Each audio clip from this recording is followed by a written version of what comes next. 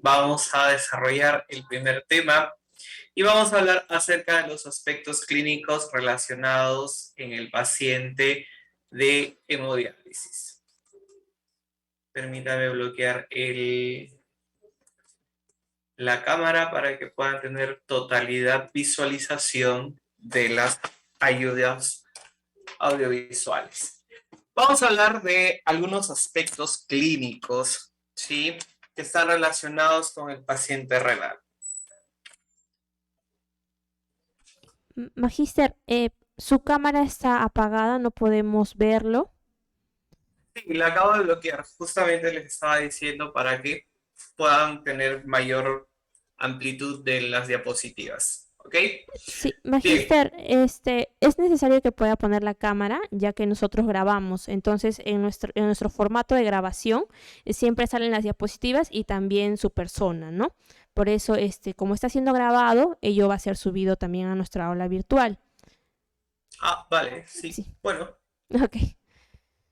lo que pasa es que siempre expongo con la cámara bloqueada, pero bueno, si es Sí, la norma de la grabación, está bien. sí, por favor. Entonces, vamos a hablar de esos aspectos clínicos acerca del paciente en hemodiálisis. Y en primer lugar, pues tenemos que darle de todas maneras la revisión a la predicción de la mortalidad de los pacientes con enfermedad renal crónica, ¿no? Y esta afección médica común tiene una prevalencia que año por año va aumentando.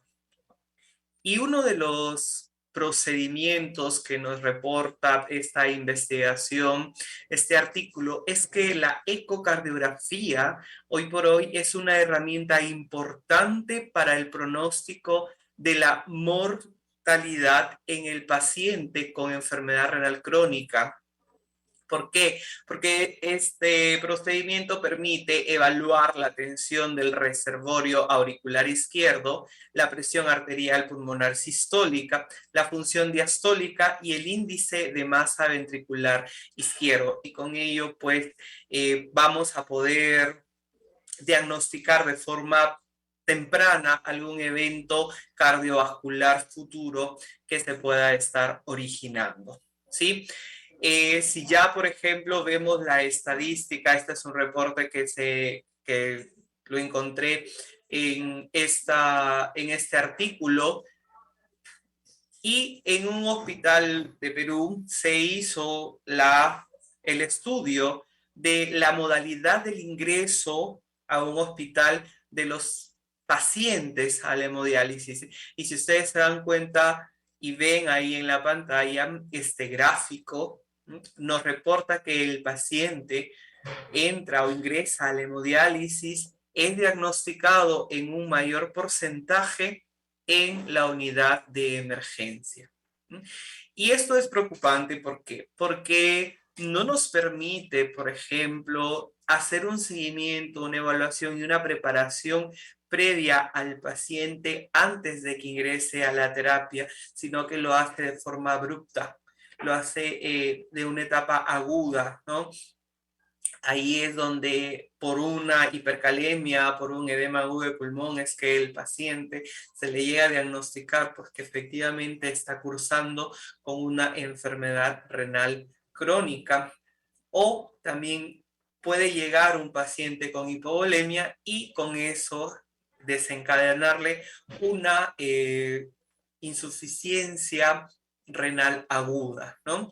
También en el ámbito de la hospitalización y el consultorio externo, por ejemplo, miren el porcentaje de pacientes que fueron diagnosticados con enfermedad renal crónica ya en el estadio 5 para la antesala de lo que es la hemodiálisis, ¿no?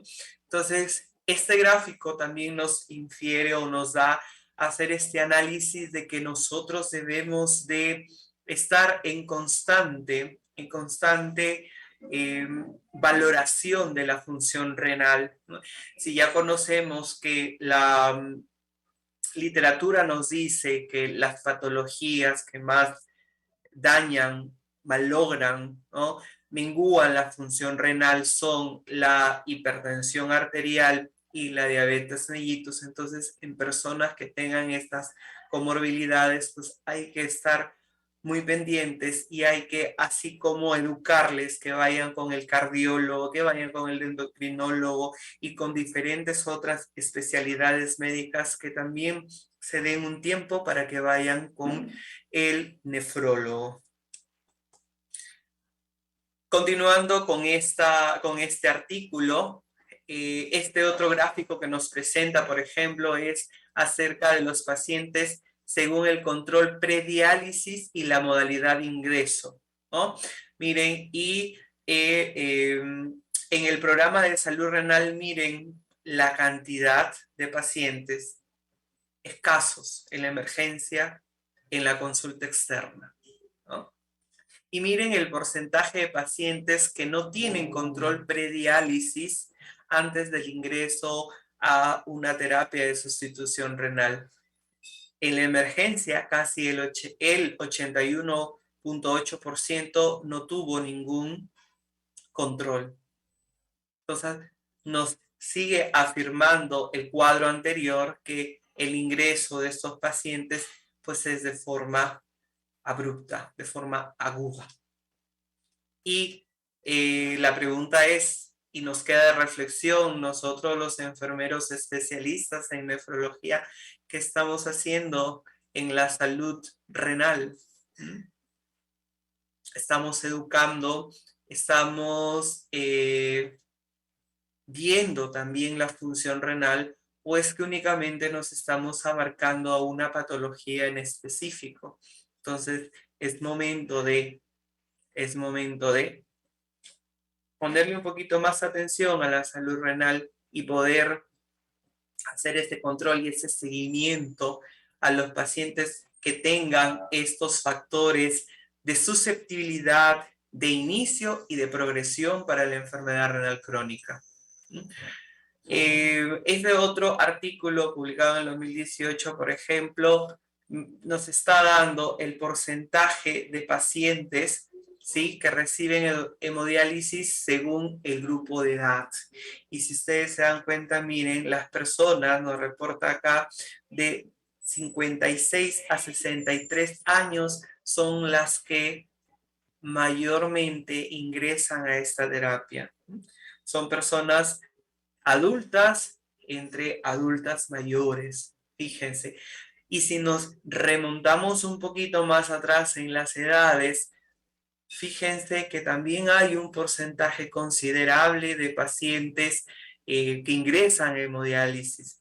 Miren, entre 26 y 42 y 32 años, ¿no?, un 15%, un 1%, perdón. Entonces, un 15%, perdón, un 15%. Entonces, hay que tener más cuidado, ¿no? Si yo sumo el porcentaje desde los 40 años hasta los 63, fíjense que la cantidad porcentual es grande, es grande. Entonces, ¿quiénes están enfermando más del riñón? Pues son personas adultas, ¿no? Entre adultas jóvenes y adultas, o lo que conocemos también como adultos maduros, ¿no? Y son población que está activas laboralmente, ¿no? Entonces, hay que tener más y más foco y visualizar más e intervenir más en lo que es la salud renal. Ahora, si vamos a ver las comorbilidades de los pacientes que recién hemodializan, en este cuadro de este mismo artículo nos sigue evidenciando que es la diabetes mellitus tipo 2 y la hipertensión arterial las dos comorbilidades más frecuentes en los pacientes con enfermedad renal crónica. Siguen siendo aún la causa principal. Miren, del 2018 estamos en el 2022 y la verdad que estas estadísticas no han cambiado, ¿ok? En un menor porcentaje tenemos al lupus eritomatoso sistémico, al tumor renal, a la poliquistosis, ¿no? Así que tenemos que seguir viendo. Y acá otro cuadro, ya en una investigación realizada en Lima,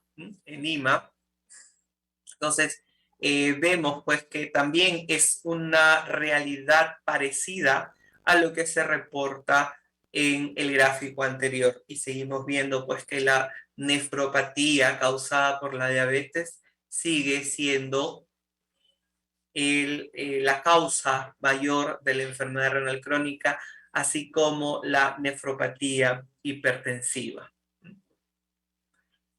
Y si vemos, por ejemplo, acá el perfil, ¿no?, de laboratorio de los pacientes que ingresan al programa de hemodiálisis, ¿no?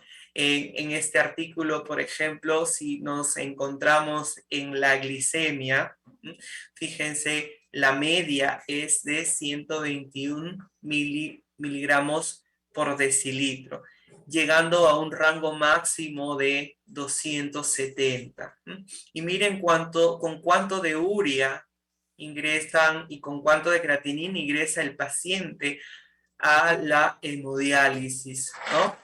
Y pues vemos que el valor máximo es de 397 en urea y en creatinina de 16.5, sumamente alto. Y si vemos el potasio, este electrolito, pues que se eleva y que puede ser mortal en el paciente, llegó en estos 30 pacientes investigados a 7.20, súper alto, ¿sí? Ustedes saben que el potasio bastante elevado puede causarle un paro cardiorrespiratorio al paciente. Entonces, el paciente llega en una situación bastante crítica desde el punto de vista clínico al hacer las primeras hemodiálisis, ¿no? O sea, ahí les resalto los valores mínimos con los que ingresaron y el valor máximo que se reportó en estos 30 pacientes estudiados. Y aquí vemos el porcentaje, por ejemplo, de pacientes que reciben trasplante posterior al inicio de hemodiálisis. Y si ustedes ven, solamente el 2%. Solo el 2% de los pacientes que reciben hemodiálisis se llegan a trasplantar. En otras palabras, de 100 pacientes que hemodializan, solamente 2 se trasplantan. Y esto pues está muy ligado a lo que es la tasa de donación de órganos, ¿no? La tasa de donación de órganos que, valga decirlo, en el Perú pues es sumamente baja. Estamos muy por debajo de los demás países de Latinoamérica y tenemos una tasa de donación de 2.2 por millón de habitantes, ¿no? En cambio, España, por ejemplo, tiene 30. Acá Argentina sobrepasa, si no me equivoco, los 20. Entonces, es preocupante. Es preocupante. Y mientras la tasa de donación no aumente, entonces el trasplante tampoco se va a dar. Luego, este otro aspecto importante en el paciente de hemodiálisis, la inmunización contra la hepatitis B. Recordemos que la inmunización contra la hepatitis B es un factor determinante para que el paciente pueda utilizar la máquina dializadora. Y además es un acto preventivo. ¿Por qué? Porque recordemos que en la hemodiálisis hacemos la utilización de la sangre. Además, el paciente renal, como tiene anemia, está predispuesto a la anemia, puede requerir entonces transfusiones de sangre en algún momento. Además, es sometido a procedimientos invasivos, como por ejemplo la implantación de los catéteres, ¿no? Y todo eso, pues, le aumenta el riesgo de exposición a este virus, ¿no? En este artículo, los pacientes investigados, los 48 pacientes investigados, en su totalidad estaban inmunizados contra el virus de la hepatitis B. Entonces, nosotros, los enfermeros, los que trabajamos en hemodiálisis, tenemos que estar pendientes de que el paciente cumpla con su calendario de vacunación, con su esquema de vacunación. Y aquellos que necesiten un refuerzo, pues orientarles a que vayan por ese refuerzo. Al paciente que está en estadio 3, en estadio 4 y que muy probablemente a 6 meses futuro o máximo un año pueda que ya necesite hemodiálisis, también hay que orientarle que tiene que recibir las dosis completas de esta vacuna. Ahora vemos un poquito las estadísticas de los accesos vasculares, ¿no? Y en este caso vamos a ver los catéteres y las fístulas. En este mismo estudio, por ejemplo, nos reportan que de los 48 pacientes investigados, la mayoría tenía fístula arteriovenosa. Y el 25% tenía catéter subclavio y el 4% no reportaba datos, ¿no? Estas estadísticas difieren un poco de pronto con la realidad de Perú, ¿no? Porque esta investigación no es de Perú. Y pues por la casuística de cómo ingresa el paciente a las sesiones de hemodiálisis que hemos visto que es desde la emergencia, necesitará una hemodiálisis de emergencia, pues si el acceso vascular de utilización inmediata siempre va a ser el catéter venoso central. El catéter venoso central, ¿no? Porque la fístula arteriovenosa pues demora, ¿no? Demora unas 8 semanas, ¿no? O 2 a 3 meses para poder recién ser utilizada, ¿no? Y mientras tanto, pues el paciente necesita hemodiálisis, pues vamos a tener que requerir al catéter. Sin embargo, por ejemplo, porcentaje, a pesar de que es elevado, también difiere un poco de los porcentajes reportados como ideales, ¿no? En las sesiones de hemodiálisis, porque las guías nos reportan que el 80% de los pacientes, más del 80% de los pacientes que hemodializan deberían de tener fístula arteriovenosa, ¿no? La fístula arteriovenosa autóloga o nativa tiene menos complicaciones de infecciones, tiene menos consecuencias para que el paciente se vaya a hospitalizar por algún problema relacionado a ello. Además, si ya vemos en costos, ¿no? Y efectividad, es de menor costo crear una fístula que implantar un catéter y la utilización del mismo, y es más duradero en el tiempo que un catéter, ¿no? Entonces, cuando vean ustedes un paciente con catéter temporal o un catéter permanente, pregunten, indaguen por qué es que el paciente continúa con ese catéter y estudien y valoren la posibilidad de que la persona pueda ser candidato para la creación de una fístula, ¿no? Y digo valoren porque tenemos que estudiar al paciente y ver pues si tiene las posibilidades y cumple con los criterios para que se le pueda crear una fístula, ¿no? Entonces, acá por ejemplo nos dice que el catéter se utiliza cuando se inicia la hemodiálisis y se recomienda al paciente que en el transcurso del determinado tiempo, entre 2 y 3 meses, se cambie de acceso vascular a una fístula o un injerto, porque el catéter, recordemos, tiene mayor riesgo de infección y una vida media menor, todo lo contrario tiene la fístula, ¿no? ¿Sí? Acá, por ejemplo, esta es otra investigación que encontré y que nos habla, una investigación de hace 2 años, ¿no?, que nos reporta las características clínicas de los accesos vasculares en los pacientes en programas de hemodiálisis, ¿no? Esta investigación se realizó en 87 pacientes y miren, 66 de ellos, el 66% de ellos tenía un acceso vascular autólogo, es decir, una fístula, y el 24 catéter.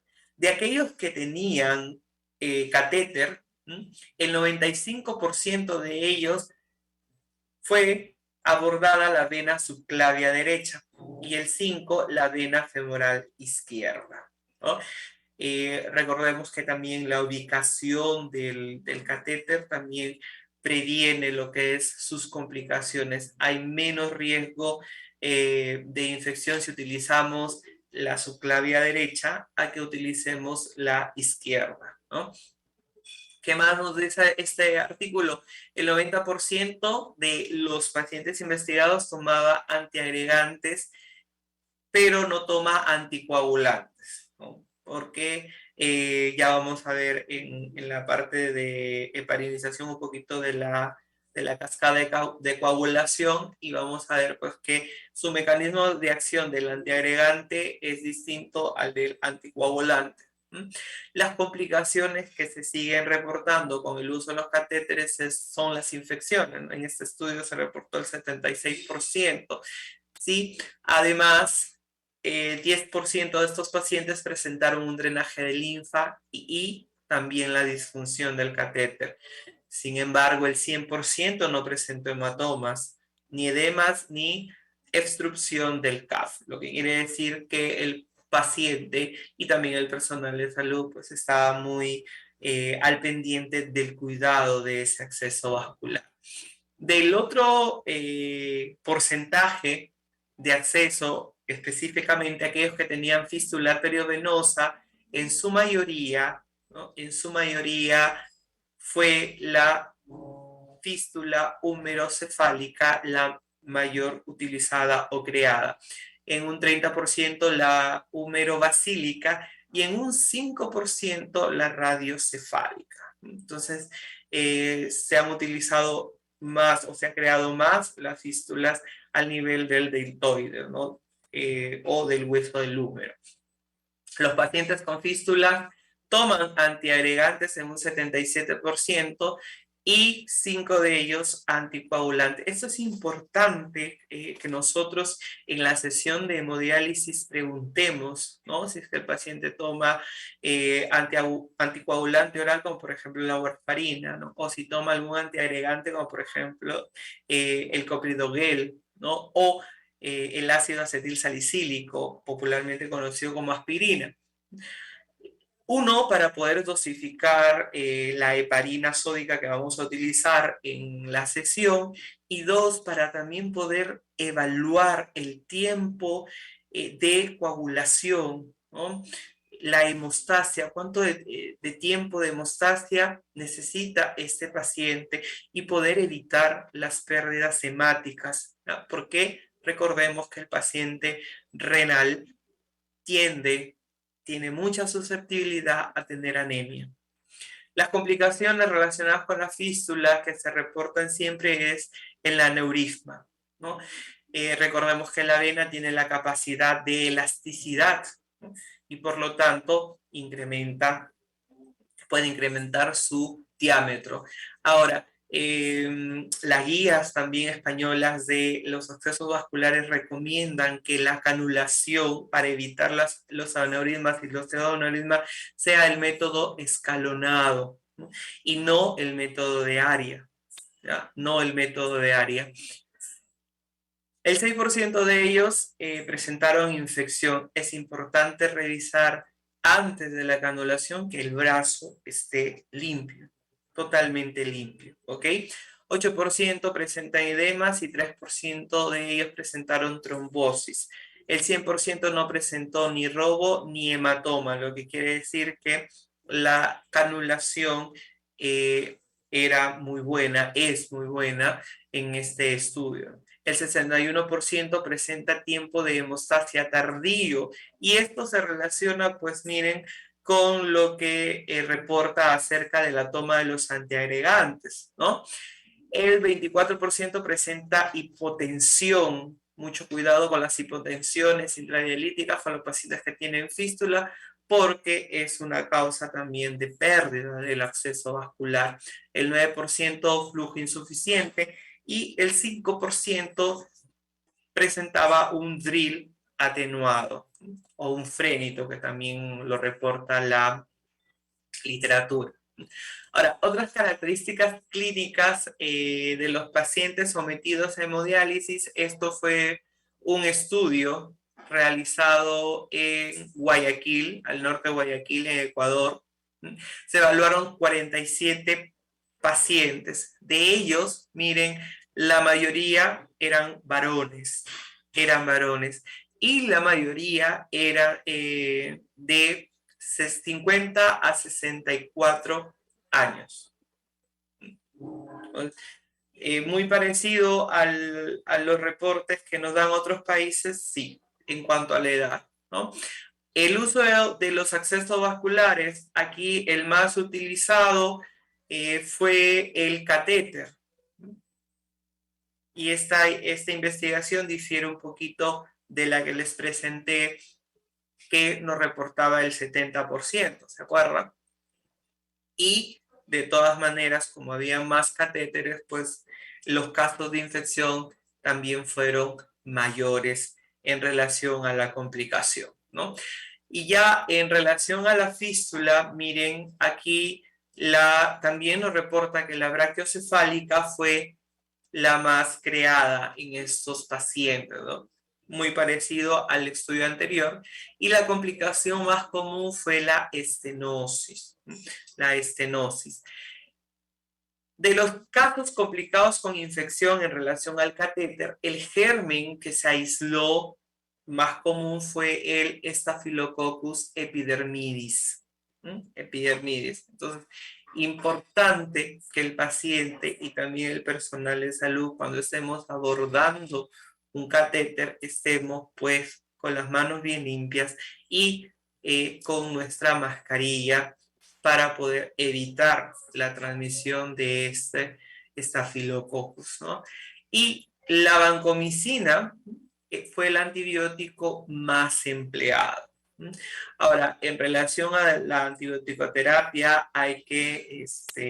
yo siempre recomiendo que no se deben de utilizar los antibióticos por utilizarse. Siempre hay que hacer el cultivo de la secreción y poder hacer también el test de sensibilidad del germen que creció, ¿no? Para poder determinar así exactamente cuál es el antibiótico que va a eliminar a ese germen, y reforzar las medidas de bioseguridad y reforzar la educación en el paciente, ¿no? Porque recordemos, con nosotros está 3 horas y media, 4 horas, ¿no? Durante la sesión, pero el resto de horas, las 20 horas restantes que tiene el día, pues el paciente está en su casa, ¿no? Y a estas 20 hay que sumarle las otras 24 de los días que no dializa. Entonces hay que reforzar siempre eso en el paciente.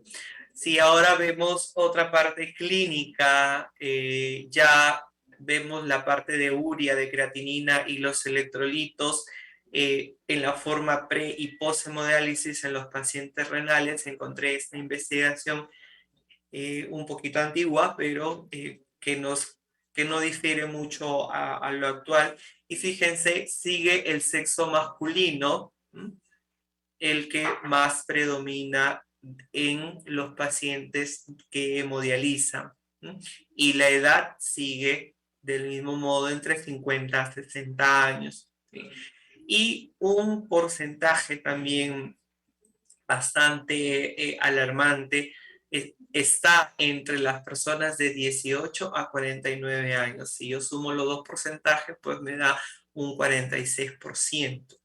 Un 46%. Entonces, hay que estar bastantes pendientes y vigilantes, nuevamente repito, y no me voy a cansar de repetir, en la salud renal.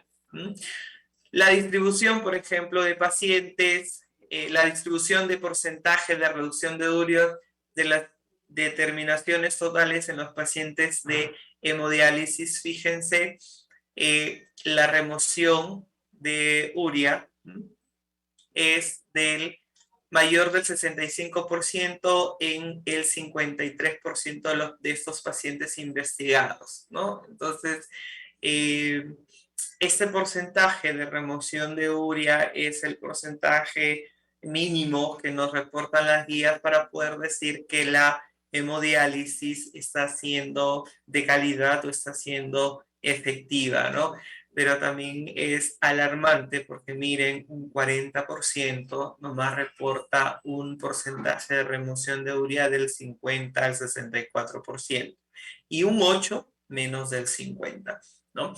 En la remoción de la urea, aquí entran a tallar también factores, ¿no?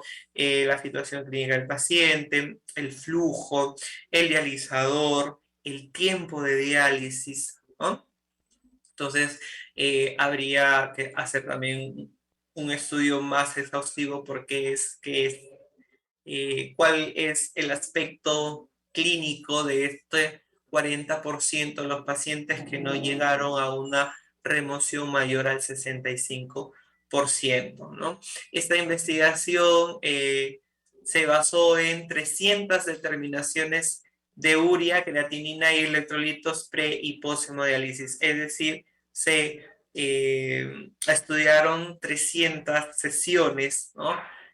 Entre todos los pacientes para que podamos sacar, se pueda sacar, perdón, este porcentaje. ¿Ah? Y acá, por ejemplo, si ya lo vamos a estratificar, ¿no?, por sexo, ¿no?, vemos que las mujeres son las que más remueven la urea, ¿no? De estos 300 sesiones que se estudiaron, 186 pertenecían a varones y 114 a mujeres, ¿no? Probablemente también este porcentaje, si ya lo vemos un poquito más de la estadística, ¿no? Fíjense, el número en mujeres es menor que el número reportado en varones, ¿no? No hay aquí un número homogéneo para ambos sexos, ¿no? Probablemente también por eso es que la remoción mayor de 65 está más elevada que en los varones. Sin embargo, sigue teniendo en los varones, ¿no?, que es la mayor cantidad de muestras estudiadas, más de la mitad tiene una remoción de 50 al 64%. ¿Y qué nos dicen las normas Kadoki? Nos recomienda que el porcentaje de remoción de urea tiene que ser mayor o igual a 65% para que la hemodiálisis sea considerada eficiente y de calidad. Se los he escrito ahí para recordárselos y para que lo tengan y siempre lo estén consultando. Miren, de estos 186, solo el 34% llegó a este porcentaje, a más de este porcentaje, ¿no? Entonces, habría, vuelvo y repito, indagar acerca de lo que, por qué es, o las causas de por qué más de la mitad de estas personas presentan este porcentaje de remoción de urea. Y ahora vamos a ver el KTD, ¿no? ¿Cómo es que está el KTD? Que es el indicador de la dosis de diálisis, ¿no? Y es, pues, recordando un poco la teoría, el factor modificable más importante en la supervivencia del paciente en hemodiálisis, ¿no? Y si ustedes pueden ver, miren, el promedio del KTB de todos estos pacientes investigados, de estas 300 personas, fue de 1.4. de 1.4. ¿Qué nos dice las guías españolas? Que el KTB tiene que ser mayor a 1.3, ¿no? Y si vemos acá el promedio del KTB de todas las muestras pertenecientes a los varones era de 1.2 y en las mujeres el promedio llegó a 1.5, ¿no? A 1.5. Entonces, el incremento conseguido creemos que es un importante logro que debería traducirse en un descenso de la morbilidad y la mortalidad del paciente, ¿no? Acá tenemos otras características clínicas de pacientes, ¿no? Seguimos viendo la edad, ¿no? Y lo que es el sexo, ¿no? Y aquí en esta investigación, por ejemplo, vemos algo distinto. Aquí hay más mujeres, ¿no? De las 333 estudiadas, ¿no? Hay más mujeres, ¿no? Sin embargo, la edad sigue oscilando entre los 40 y los 60 años, ¿no? Y los 60 años. Y si vemos en las enfermedades causantes o desencadenantes de la enfermedad renal crónica, vemos pues que la nefropatía diabética sigue siendo una de las primeras, ¿no? Una de las primeras. Así que nos sigue refrendando la literatura, nos lo sigue refrendando. Si ya vemos un poquito de lo que es mortalidad en los pacientes, vemos pues que el 63.4% de los pacientes presentó una mortalidad a los 5 años de haber iniciado el tratamiento. Esta es una investigación que se hizo en 7 años, ¿no? Un periodo de seguimiento del 2010 al 2017. Entonces, a partir de los 5 años, el 63.4% de los pacientes presentaban pues este deceso y que se incrementó ya casi al final del estudio, ¿no? Es decir, en el año 2017, ¿no? A lo largo de todo el estudio que duró, se presentaron 162 muertes en varones y 91 muertes en mujeres, ¿no? Y si ya vemos en el grupo de edad, miren, mayormente fallecieron las personas de 45 a 64 años, ¿no?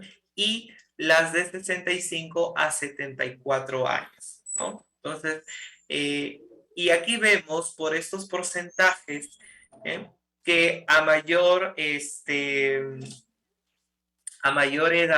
¿no? También mayor porcentaje de mortalidad, ¿no? ¿Cuáles fueron las causas principales de estos decesos? Pues las infecciosas, seguido de las cardíacas, ¿no? Y la exclusión de la diálisis. Otras causas fueron las vasculares, el cáncer y hubo también un pequeño porcentaje de aquellas que no se determinaron. Esta es una investigación reportada en el año 2021, ¿no? En la revista de Nefrología. Así que ahora, si vemos ya lo que es la supervivencia, fíjense que aquellas personas que presentan una albúmina inferior de 3.5 gramos decilitro tienen una mayor mortalidad que aquellos que tienen la albúmina más elevada. Entonces, el aspecto nutricional en el paciente renal también es importante. Entonces, cuando se le haga este análisis de laboratorio mensual a los pacientes, revisemos albúmina, ¿no? Y revisemos si es que están dentro de los parámetros recomendados. Miren lo que dice esta investigación, ¿no? La supervivencia está relacionada con la albúmina, con el número o la cantidad de albúmina. ¿Ah? Además, se relacionó la hemoglobina inicial y aquí la hemoglobina inicial no dio pues diferencias estadísticas respecto a la supervivencia entre los pacientes que tuvieron una hemoglobina menor o mayor de 10 gramos por decilitro, pero eso es al inicio. al inicio de las terapias, ¿no?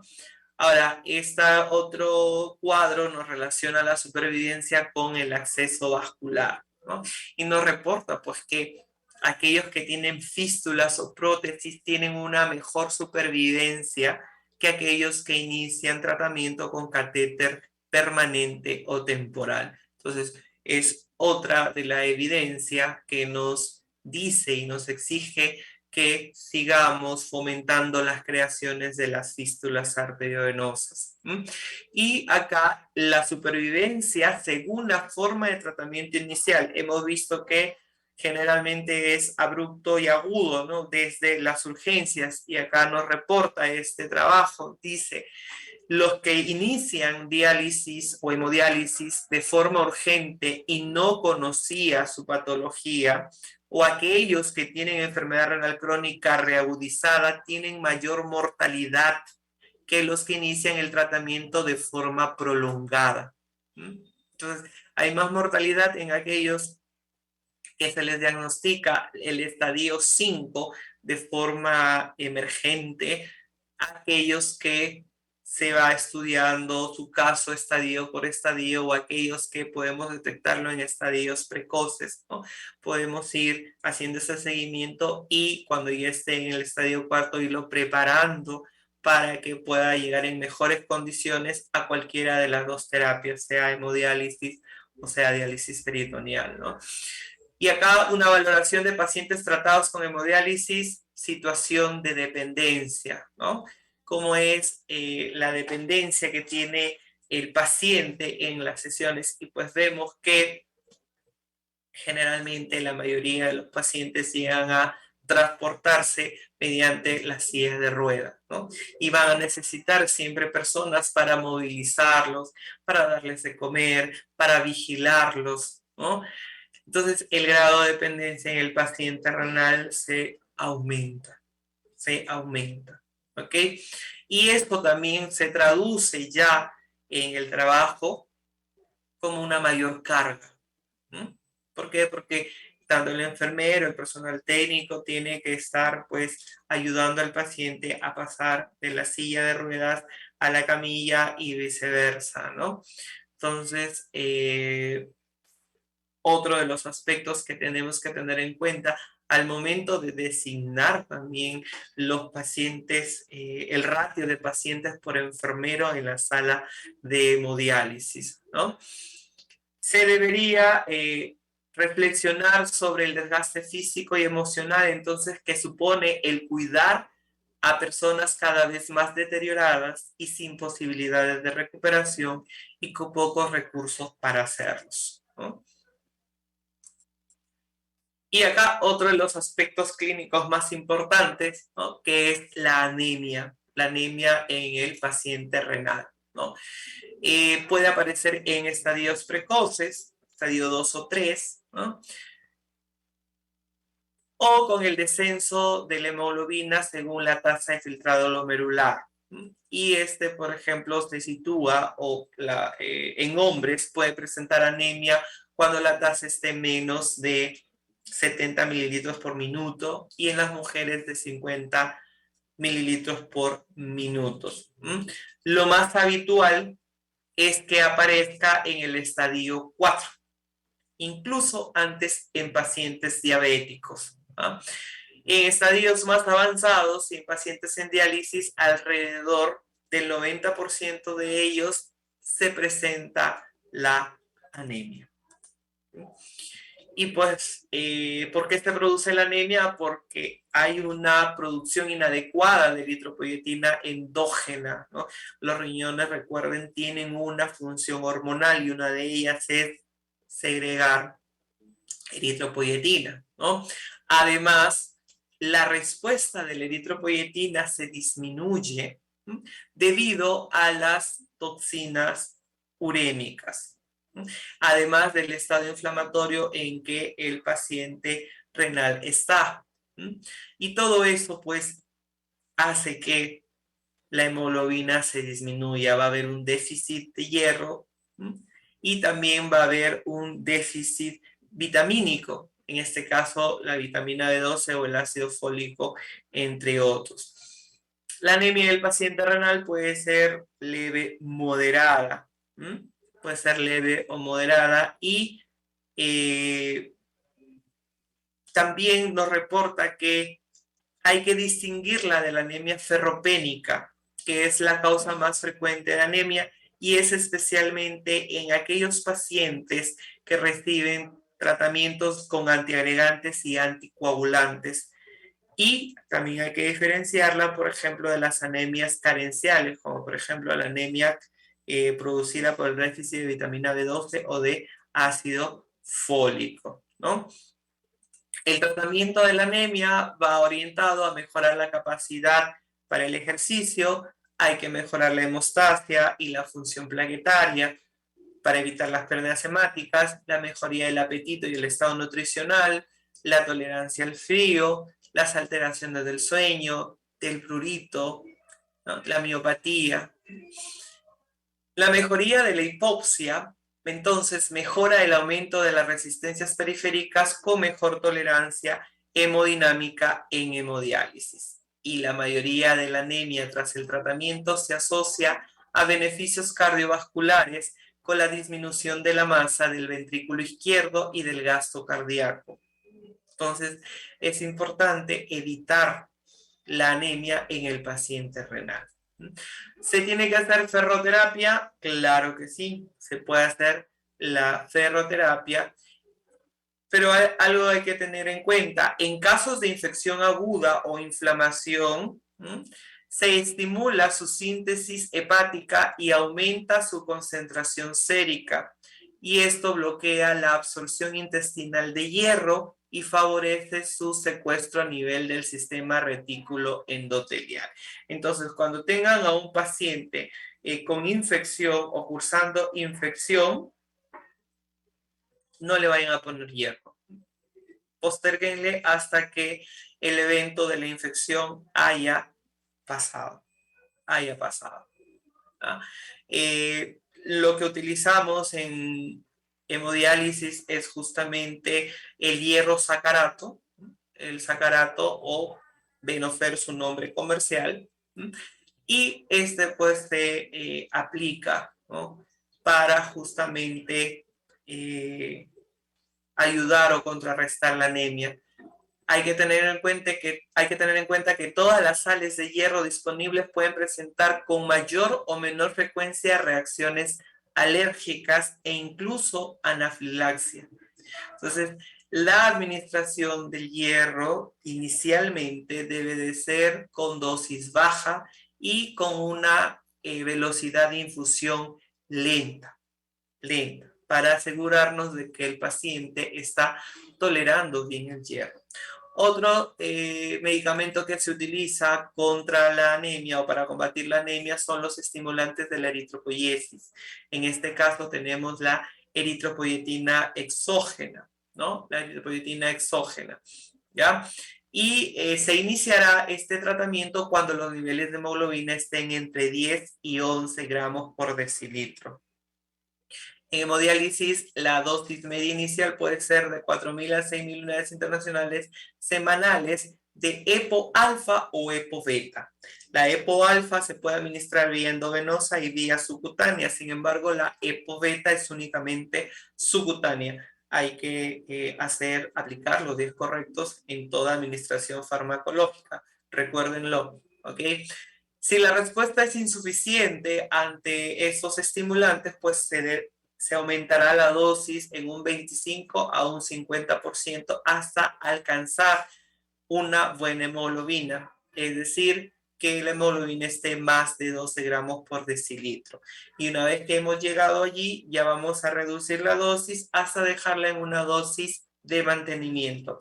Hay que tener mucho cuidado con los eventos adversos o los efectos secundarios, ¿no?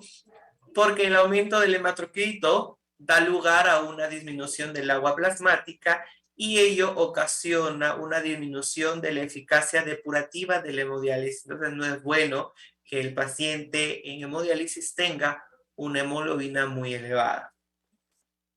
Además, incrementa la viscosidad sanguínea, lo que puede contribuir a incrementar la coagulación de los dializadores por hemoconcentración, que ya lo vamos a ver en el siguiente tema. Y en los casos aislados se ha descrito un incremento de la presión arterial en relación con un incremento rápido de los niveles de hemoglobina, aunque este mecanismo aún no está bien determinado. ¿Ok? Y las causas más frecuentes de respuesta insuficiente a los estimulantes de la eritropoiesis son la deficiencia del hierro, el sangrado activo, la inflamación, la infección, la intoxicación por aluminio, la malnutrición, la interacción con drogas como por ejemplo los YECA, los ARA, los inmunosupresores, la mala calidad del agua para hemodiálisis, el hipoparatiroidismo, entre otros, ¿no? Se aconseja los suplementos de ácido fólico y de vitamina B12 ¿sí? Solamente cuando los niveles séricos estén disminuidos. Hay que evitar las transfusiones sanguíneas en lo posible, especialmente en aquellos pacientes con posibilidad de trasplante renal. ¿Ok? Sin embargo, en casos de pobre respuesta a dosis altas de estos estimulantes, se debe de considerar la opción de transfusiones periódicas antes de aumentar aún más la dosis de estos medicamentos, ¿no? Aquí, por ejemplo, esta es una investigación que se reportó los niveles de ferritina en un grupo de pacientes de hemodiálisis, ¿no? Y reporta pues que los iones de hierro son absorbidos en forma de ferroso por las células intestinales y luego se unen a las proteínas transportadoras de hierro hasta llegar a los órganos diana. ¿Ah? El exceso de iones de hierro se almacena luego como férrico en la ferritina y es una principal proteína que almacena hierro y lo libera. La ferritina, tengan en cuenta, también es un marcador inflamatorio, que es muy conocido. Y este estado inflamatorio puede producir en el paciente renal un estado inflamatorio constante debido al exceso de nivel de ferritina. Entonces, también hay que monitorizar cómo están los niveles de ferritina, porque el exceso de esta ferritina daña los órganos como el corazón, el cerebro, las articulaciones y la médula ósea. ¿Ah?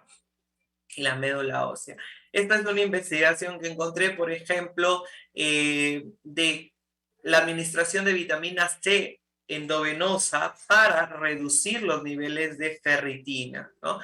Y pues esta investigación demostró que la administración de vitamina C tiene un efecto positivo en la reducción de los niveles de ferritina. Además, la vitamina C tiene propiedades antioxidantes. Bueno, esto es parte del estudio. Ahí vemos la significancia estadística, ¿no? de este trabajo experimental. Así que sería bueno que se siga estudiando porque la población pues fueron 32 pacientes, fue poca. Así que habría que seguir indagando más y poder ver si este método nos es eficaz para poder bajar los niveles de ferritina cuando el paciente renal tenga sus niveles muy elevados, ¿no? Y finalmente, pues vamos a hablar de esta otra complicación, que es la fragilidad ósea asociada con la enfermedad renal crónica. Y esto es debido, pues, a la enfermedad mineralo-ósea, ¿no? Que causa, pues, o se causa debido a la deficiencia de la vitamina B12 en el paciente con enfermedad renal crónica. Y esto hace que los niveles de calcio se disminuyan, las reservas igual, y convierta al paciente renal en una persona frágil, ¿no? Y muy susceptible a lo que es las fracturas, ¿no? Entonces, en el metabolismo, regulación de la vitamina B12, de todas maneras, interfiere lo que es la dieta, el sol, el hígado, la paratormona, y todos estos mecanismos son reguladores para la conservación y formación de la vitamina D. Y recuerden que la vitamina D es fijadora del calcio, ¿no? Algunos estudios recomiendan la suplementación de vitamina C, ¿no? Para la prevención de fracturas musculoesqueléticas, ¿no? Y pues también nos dice que mejora lo que es la producción de los estimulantes de calcio, ¿no? De la reabsorción de calcio, perdón, reduce la secreción de la paratormona, estimula la absorción del calcio a nivel intestinal, ¿sí? Y la absorción de los estimulantes de calcio. Y todo ello va a mejorar la masa ósea, la calidad del hueso, y a disminuir las fracturas de hueso, ¿no? Y ya para ir terminando, toda esta fisiopatología de la alteración del fósforo y del calcio en el paciente renal, pues genera en el paciente una osteoporosis, ¿no? Y esta osteoporosis hace que, o esta debilitación de los huesos, hace que la tasa de fracturas sea bastante mayor, debido pues a la osteodistrofia renal, al medio urémico y a los fármacos o las enfermedades sistémicas que conducen a la insuficiencia renal.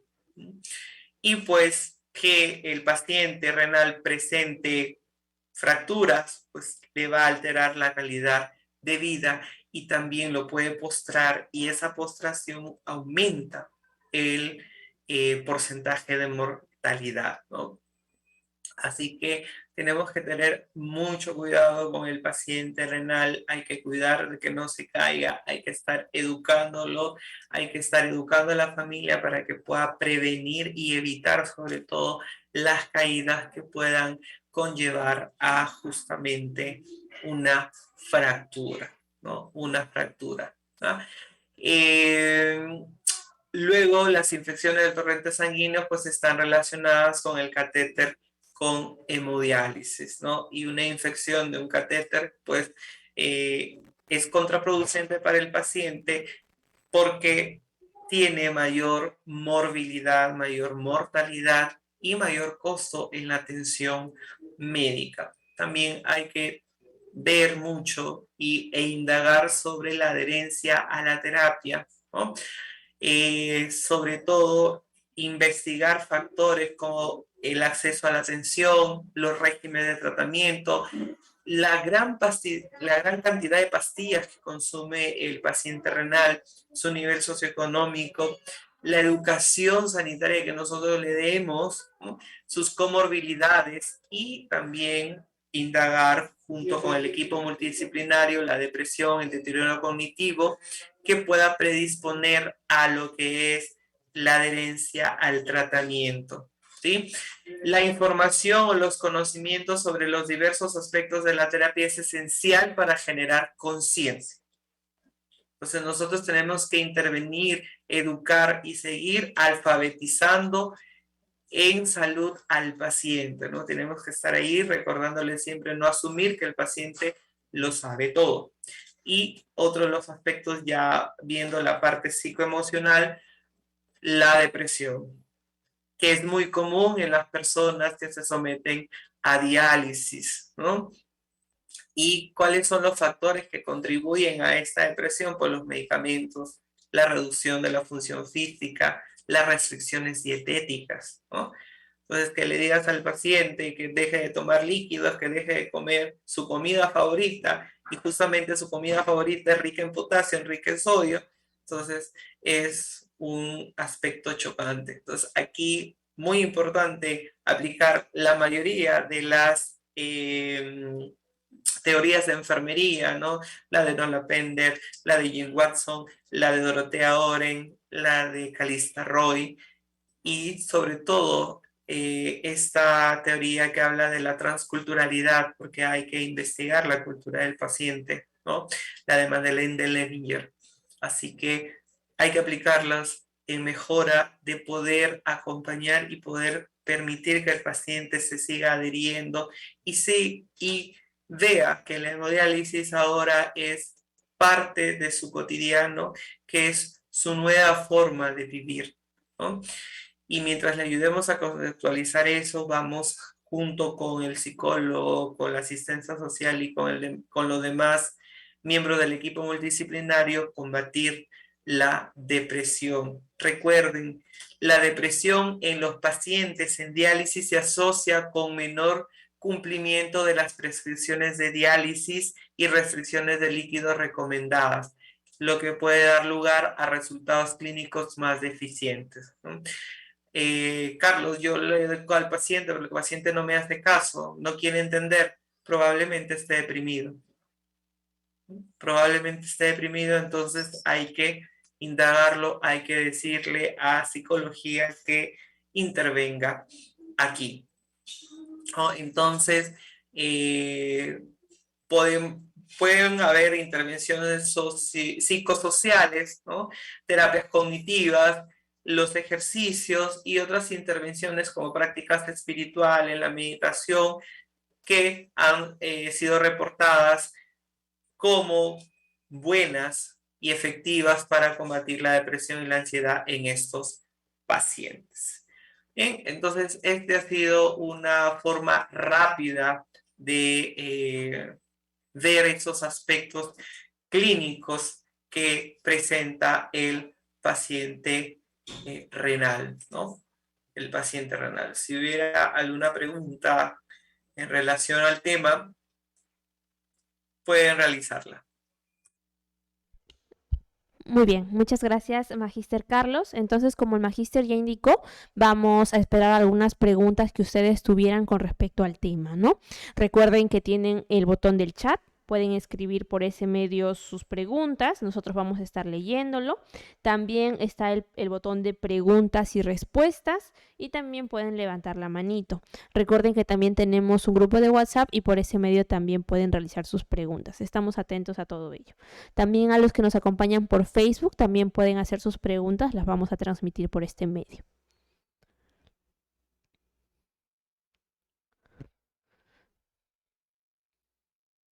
Bueno, esperando las preguntas de los participantes, Magíster, ¿le parece si vamos compartiendo las siguientes ayudas visuales, por favor?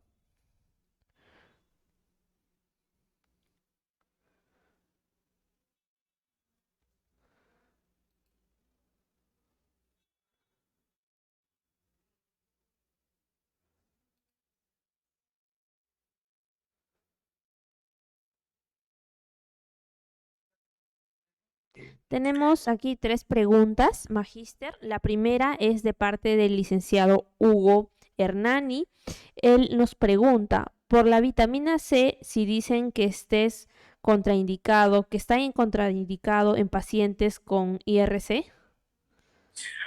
A ver, lo que yo les presenté es un estudio que se realizó específicamente en pacientes que tenían elevados los niveles de ferritina. Entonces se administró esta medicación justamente para disminuir los niveles y se reportó que fue efectiva, ¿no? Fue efectiva única y exclusivamente para disminuir los niveles de ferritina, ¿ok? Dice, De ¿cuánto como parte mínimo de de la hemoglobina debe licenciada tener? Leslie, ¿cuánto como mínimo de HB debe dializar un paciente? Mira, la hemoglobina debería de ser mayor a 8 o 9, que no debe ser menos, ¿no? Si no, el paciente va a tener complicaciones durante la diálisis. Bien, gracias. Tenemos de parte de la licenciada Paola. Buenas tardes. ¿Cuál es el tiempo de duración ideal de un catéter venoso central temporal? Ya que en la realidad se ven pacientes con catéteres temporales de hasta un año. Mira, la clínica, la práctica nos dice que debe ser mínimo 3 meses, ya máximo 6, máximo 6. No debería pasar más de los 6 meses, ¿no? Y en ese tiempo debemos de orientar al paciente que se vaya realizando una fístula arteriovenosa. Y si la clínica no se lo permite, ¿no? Si su cuadro no le permite tener una fístula o crearse una fístula, entonces hay que hacer la gestión para que se le pueda implantar un catéter de larga permanencia. Pero no debería pasar más de 6 meses el catéter temporal, por eso es temporal. ¿Ah? Bien, acá hay una pregunta también de parte de la licenciada Margaret. Buenas tardes. ¿Podría repetirnos por qué no deberíamos administrar hierro a pacientes con infecciones? La literatura nos reporta que los pacientes que tienen infecciones y le administramos fierro sacarato, lo que vamos a favorecer es que se acumule excesivamente y luego se traduzca en ferritina. Y ya hemos visto que la ferritina tiene efectos contraproducentes a nivel del corazón, ¿no? Por eso. Muy bien. Otra pregunta de parte de asistente anónimo. Buenas tardes. Se dijo que se debe de evitar la transfusión en pacientes que puedan recibir un trasplante. Quisiera saber el porqué de ello. Gracias. Esto es importante debido a que toda transfusión sanguínea es un riesgo de contaminación, ¿no? Y la persona va a entrar a un periodo de ventana.